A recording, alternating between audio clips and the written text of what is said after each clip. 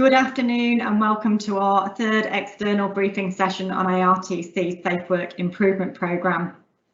For those of you that don't know me, I'm Kath Bolzer, Principal Advisor for Safety and Environment for the Interstate Division and Major Construction Projects.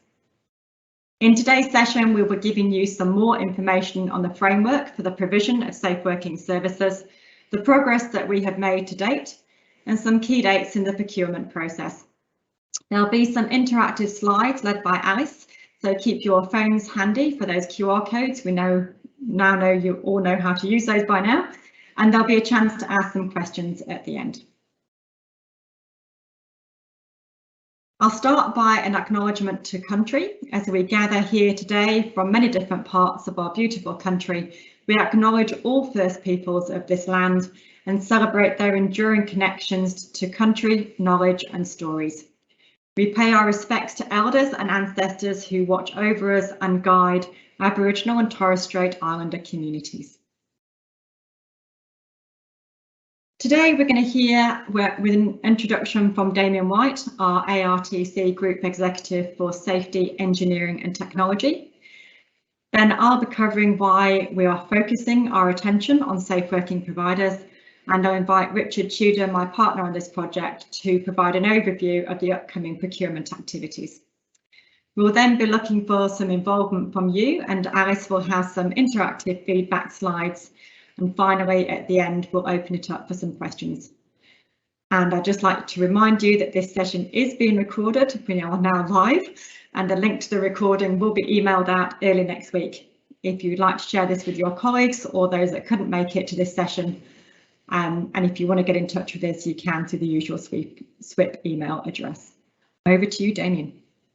Thank you, Kath. And look, I won't take very long. It's really just an opportunity to be able to eyeball in the best way that we can in this environment our key resource providers around track protection providers for ARTC.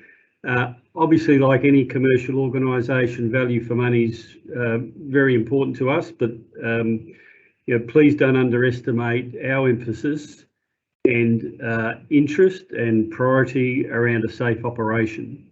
We've had more than enough near-miss incidents and worse in other parts of our industry, and the whole premise of the SWIP program and the discussions today is to make sure we've got processes and arrangements in place so that we simply don't have any of those incidents in the future.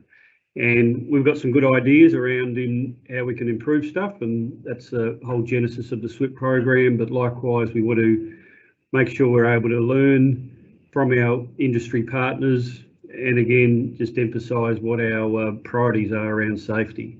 The commercial outcomes are important, not walking away from that at all, but please accept that from ARTC's perspective, we're looking to drive much safer outcomes into the future, and that's the primary focus of the SWIP program.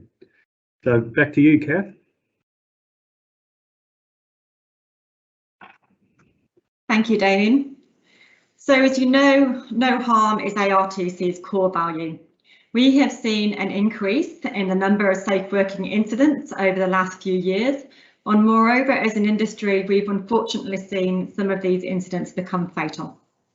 We need to work together as an industry to learn from these incidents and to make those step changes in the way that we manage our safe working. Our incident analysis tells us that poor planning, poor communications, complacency, lack of experience and hazard management have been common factors in our rail safety incidents. We know we have some fantastic contractors out there.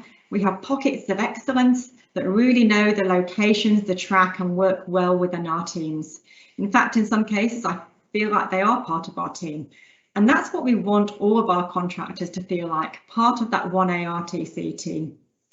We need our contracting organisations to have the systems in place, including those support services for their workers, in order to be able to provide us with safe, competent and confident workers. Currently, we have a large number of contracting organisations. and lots of contractors, many of which are subcontracted, and move rapidly between companies, chasing the best jobs, leaving some organisations on our own projects high and dry at the last minute, and we end up chasing those replacements. Often those replacements aren't the most appropriate workers for the job and don't give us the service that we require. Our industry has changed. No longer do we have workers that are rail through and through, been in the rail industry 30, 40, 50 years, born and bred, and have been mentored and supported along the way. Due to the nature of our business, we've gone from having lots of smaller projects over a period of time to constant numbers of contractors, to peaks of high demands for contractors during our possessions and our shutdowns, and now into major construction projects from the brownfield sites on inland rail to the heavy density sites in Sydney and Melbourne. Our contractors come from near and far, from different countries, different industries, and with varying levels of experience, knowledge and capabilities. With safe working though, we need the ability to surge, to meet our shutdowns and our possessions. We need the ability to cover all of the network and support those new construction projects. And we need our organisations that support us in these projects to have the capabilities to provide us with workers that have support systems for newcomers to the rail industry.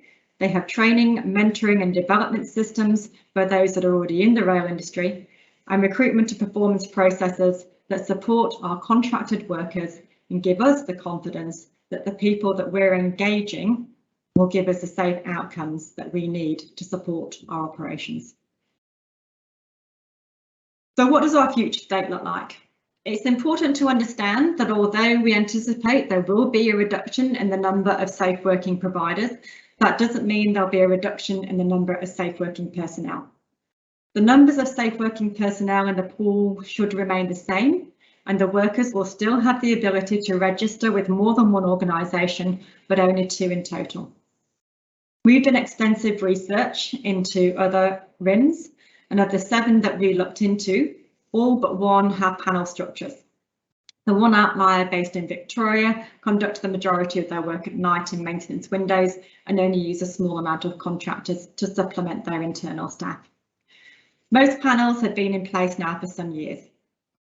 The tender evaluation plan that we are developing will set out the tender evaluation and how that will be completed. This will include identifying an appropriate number of panel members to meet the needs of our business, taking into account geographic and rulebook considerations. And we have no predetermined number of organisations that we will be accepting. This will be based around our operating needs. I'm now going to hand over to Richard to talk us through the framework and the procurement process. Thank you, Kath. For those of you that don't know me, I'm Richard Tudor. I'm a category manager at ARTC. And this slide explains the links between the framework for the provision of safe working services, the safe working services panel, and the self-performer approval process.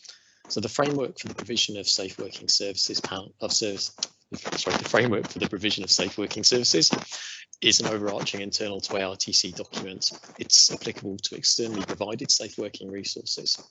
The framework sets out ARTC's requirements of organisations providing safe working services to ARTC, to its contractors and to external parties.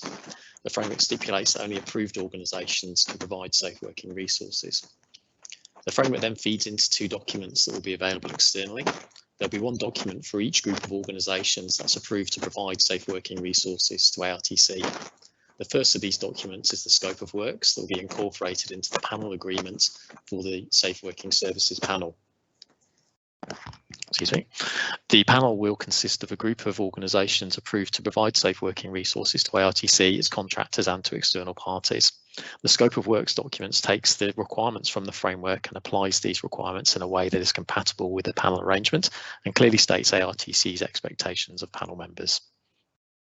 The second document is a self-performer approval process. The self-performer approval process will create a second group of approved organisations. This document will take the requirements from the framework and incorporate them into a process under which organisations with in-house safe working resources can apply for approval to use these resources on contracts that they hold with ARTC. I'll now pass back to Kath. Thanks, Richard, and apologies if there's a little bit of background noise at the moment. Richard, like myself, is based in Newcastle, and there is the mother of all storms going over the top of us at the moment. It's absolutely pouring down out there. So I've got a feeling there's a little bit of interference on the line. So this is a bit of an example and a selection of some of the items within the framework applied to both panel members and self-performers. These are some of the systems and processes that you will need to demonstrate. The items in this framework are consistent with those on other RIM panels, and our draft framework is no more arduous than the others that we have been looking at in comparison. As you can see, the processes include recruitment and performance, fitness for work and fatigue management, and incident reporting and investigation, along with systems to mentor and train employees in order to be able to supply the number of workers that ARTC need to support its operations. So benefits, what's in it for you to be on our panel?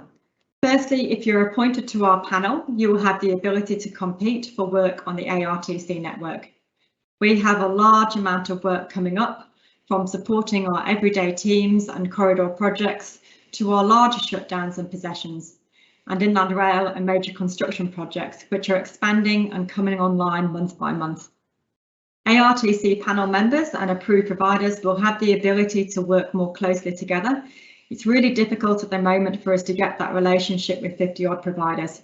We really want to have an improved relationship with a core of suppliers to be able to share those innovations, those improvements across the rail industry and work together to improve safety. I'll now hand back to Richard for some key dates.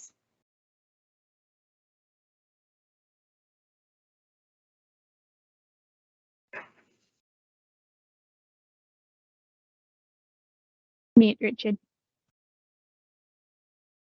Had to happen to someone, didn't it? This slide shows the key engagement activities that have been completed to date.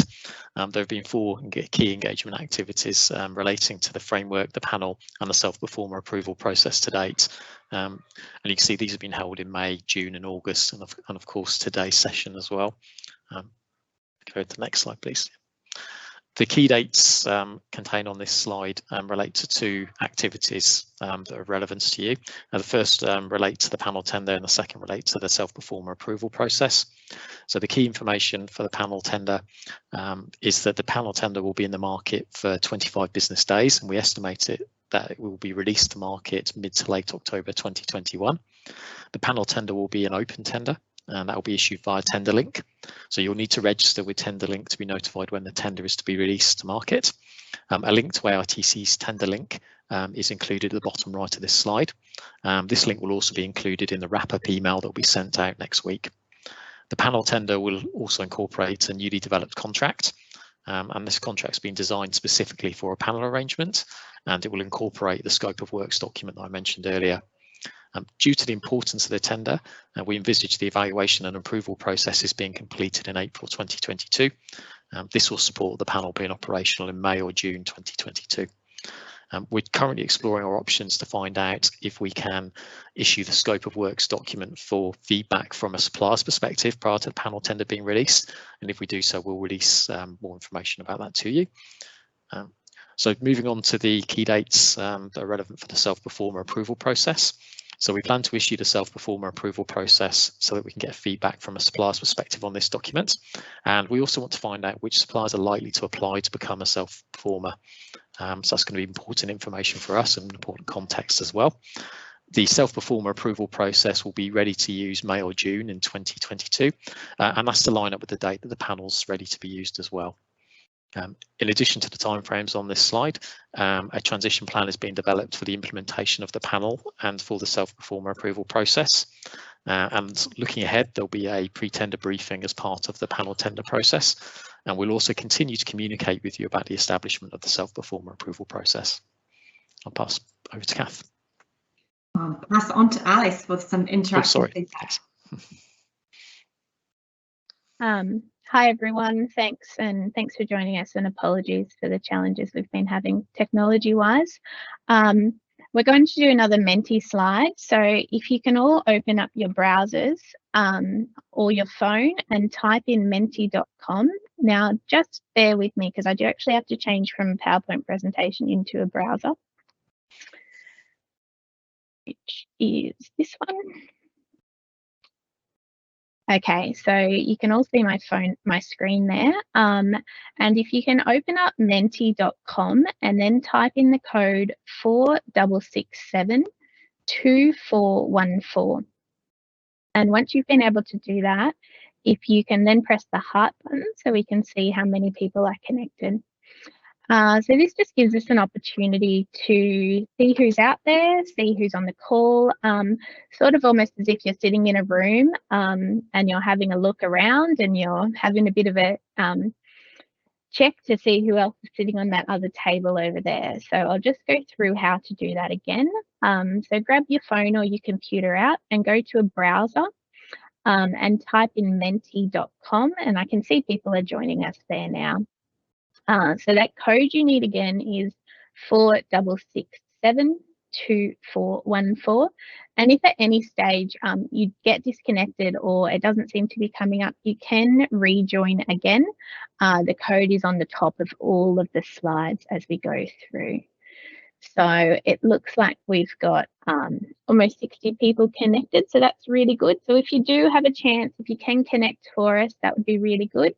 I'm looking at about 150 people on the call with us today. So I do encourage you, if you can, to get involved. Grab your phone out and type in menti.com. All right, so I'll move through to the first question now because we are a little bit short of time. So the first question is, what company do you work for? And ARTC, if you can just be a little bit quiet on this one so we don't end up with a full screen of ARTC, that would be wonderful. So we can see those coming in now. We've got Active Rail, Programmed, Forte, Workfast, Pacific National, Gold Springs, One Rail, Safe Working Solutions, Martinez. We've got a lot of people out there connecting with us today, so that's really good to see. And thank you all for joining us.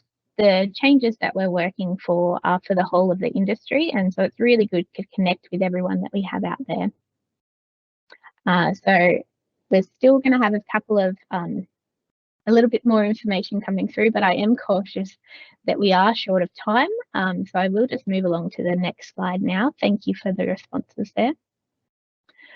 So the next slide is, where are you located? So this one's a little bit of a click and drag onto the screen for the pin. Don't worry if you don't get it absolutely perfect. It's just really nice to see how spread across the whole network that we are. It's interesting to see that we do have people across the whole of ARTC that work with, across the whole of Australia that work with ARTC. So it's interesting to see that we've got a lot of people there from New South Wales, a few up in Queensland, scattered down towards Adelaide. I think someone might be out on a cruise ship on the ocean down there. It's also interesting to see how many people we have sort of in that Hunter Valley area. It is a very, very big section of our workforce up there. So thank you all for those responses. We've had, over 70 people respond there, and as you can see, we are scattered across the network, but we all still work together. And so our final question is, we're just hoping you might be able to portray for us your level of concern. So when we tell you about this change that's coming, which aspect do you feel the most worried about? So what you can do here is you can scroll across the screen and adjust where on the bar you are. And then once you've done that, if you can press submit, that'd be great. So what we're seeing here is an average of the responses that are coming through. So at the moment, we've got 3 responses coming through there. So looking at how the technical aspects of the change, the compliance related aspects, any financial aspects that we have, the scheduling aspects, or the operational aspects. So you can see here that the compliance one is probably the highest concern at the moment, and then going through to those operational aspects. So we've got about 20 responses at the moment. It might just take people a moment or two to continue sending them through, because it is, as you can see, multiple questions to answer at the same time. It's interesting to see how they're drifting up and down.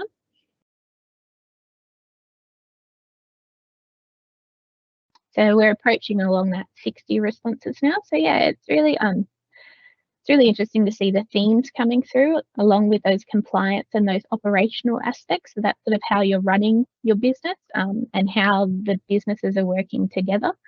So yeah, it's quite interesting to see, and it'll be something that Kath, Richard and the SWIP team actually take into consideration and use moving forward while we are doing this implementation.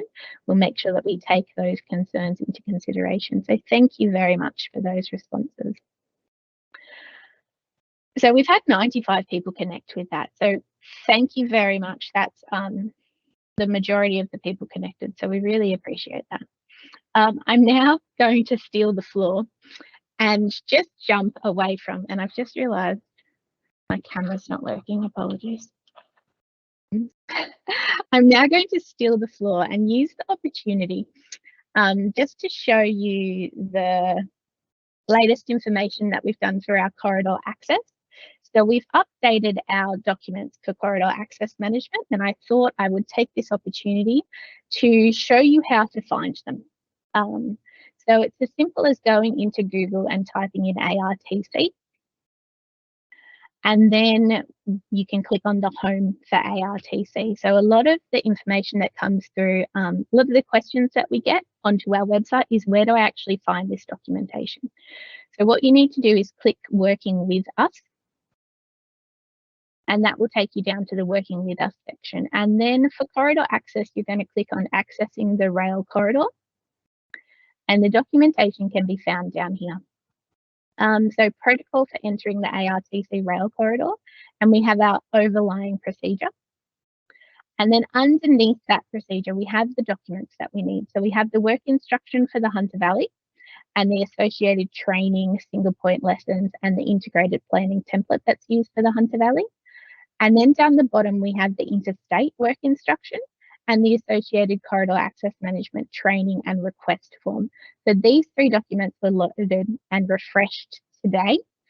So if you are involved in accessing the interstate corridor, and if you are involved in corridor access, please feel free to have a read through this. And if you have any questions, come back to the SWIP email address, which is swip@artc.com.au, and please get in contact with us. So I do appreciate that there's a Hunter Valley section and an interstate section at the moment, and we do have plans in place, and we're working on making the one access process for both of the business units. So stay tuned for that, and we'll be communicating that one process once it comes out through a forum similar to this. So now that I've completely gone off topic, we're now going to go back to the presentation, and we'll continue hearing from Kath and Richard, and now keep us up to date. Thanks, Alice. Just give me one moment while I change all the slides over for you. That's okay. We're just going to look at some of the things, some of the frequently asked questions that we have got so far from our engagement with you and our internal people. So one of the biggest questions that we have is, what happens if my organisation doesn't get on the panel? If your organisation is not eligible to, so if your organisation doesn't make it onto the panel or is not approved as a self-provider, you will not be able to provide safe working resources to ARTC or its contractors or external parties that require access to the ARTC network. If you are an organisation that wants to become a self-performer, you'll obviously need to meet our framework requirements. If you are not approved to use your own in-house resources, then your organisation will be required to go to the panel of service providers that we have approved to obtain your safe working resources. Richard's going to tell us, will there be a pre-tender briefing as part of the panel tender process? Yes, Kath, there will. This will be communicated as part of the panel tender process, and the documents get released on TenderLink. And when will the panel tender be in the market? The panel tender will be released to market mid to late October. And again, just a quick reminder to everyone, that'll be open for 25 business days. Thanks. And what happens to our pre-existing contracts? This is probably one of the ones that people get most concerned about. What happens to our pre-existing contracts when the panel goes live? Yeah, so it's a really great question. It's one of our biggest risks in terms of transition being a big concern internally as well as externally, I'm sure. So the transition approach we're currently finalising, and it's going to be developed as part of this process. We don't have that completed yet. We'll have to release more information about that when we have developed it. And the other question we often get asked is, will there be a reduction in the number of providers?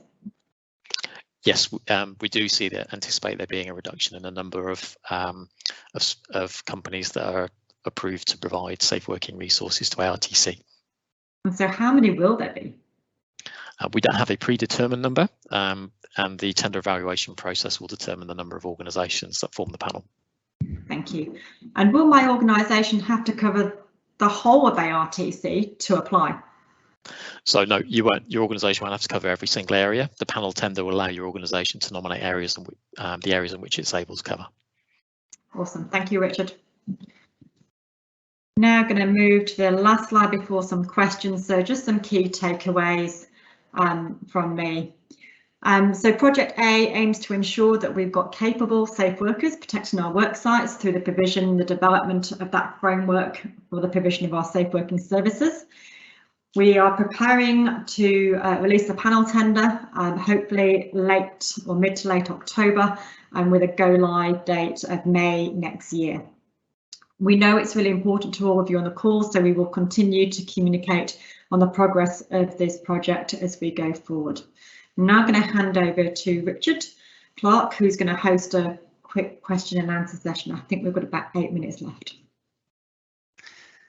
Thanks, Kath. As Kath mentioned before, if we can please use the chat to lodge any questions that you have. But before we start responding to any of the questions, just to note that we can't respond to any that relate to the panel tender at this stage. As Richard just mentioned previously, there will be a pre-tender briefing meeting at the part of the panel tender process, and the panel tender documents will contain the information that you'll need to respond to the panel tender. In terms of the questions received so far, the first question I'll pass across to Richard, if that's okay. So Richard, the question is, we provide geotechnical services to ARTC. Will we be required to apply through the process to receive approval to keep providing services? So the framework itself applies to organisations with in-house safe working resources that want to apply to be able to continue to use those in-house safe working resources on contracts held with ARTC, or it applies to the panel that we'll establish of safe working services providers. So if you are not approved as to use your in-house safe working resources, then as an organisation you would need to go to the panel and obtain your safe working resources through that panel. It won't affect approval to do any other types of work. Thank you, Richard. And why don't you maybe just clarify as well? The question that's been coming is, what is the performer panel?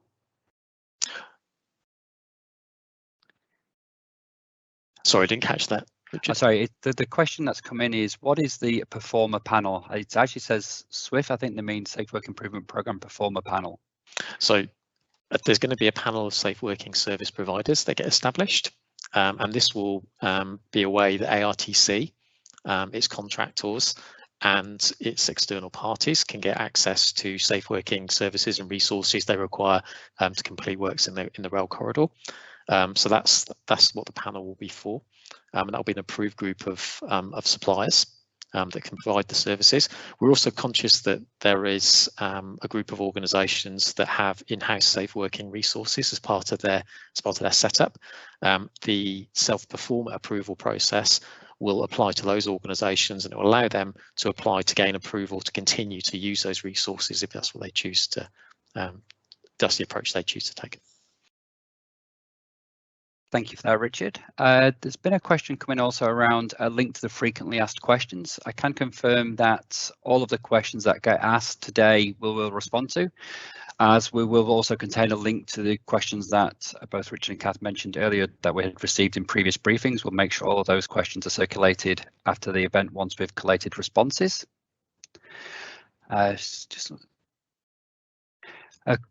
Question which, Richard, we may or may not be able to answer at this moment in time, I just put across to you at the moment, is how do we get approval to use in-house resources? Is this totally separate to the tender panel process? No, it's a great question. So yeah, so we were going to release a tender to establish a panel that is separate and a separate activity than the self-performer approval process that we're looking to establish. So we'll release more information about that self-performer approval process in November. We'll go out and issue out to suppliers for feedback, and also to try and find out, you know, how many suppliers are likely to apply for that process, because that will help us plan our transition. But yeah, it will be a separate activity. Thank you again, Richard. Are we able, again, Richard, maybe one for yourself, can we elaborate on what a self-performer is as opposed to an organisation in relation to the Safe Working Panel? Yeah, no problem. So a self-performer would be an organisation with in-house safe working resources as part of its existing setup, so it employs safe workers. Whereas the panel, a panel member that would fall under the panel, will be their sole purpose would be to provide resources upon request. So that will be, we'd issue them an engagement order. They'd supply some safe working services under that engagement order to ARTC, its contractors, or to its external parties. Whereas the self-performer would maybe have a contract for, say, building a bridge. They might be responsible for safe working at that work site, or responsible for providing those services at that work site, and they could be approved to use their own in-house resources to provide that safe working service. Thank you very much for that response, Richard. There are a lot of questions coming at the moment in relation to the panel tender process itself, which I'll just hold back, and as Richard mentioned, we'll formulate a response as part of the previous comment. Just having a flick through at the moment.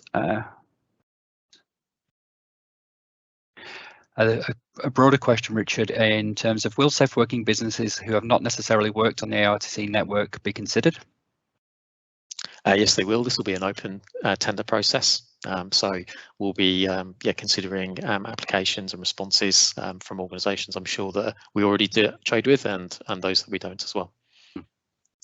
And yeah, apologies to everybody. That is probably about all the time we have for questions at the moment.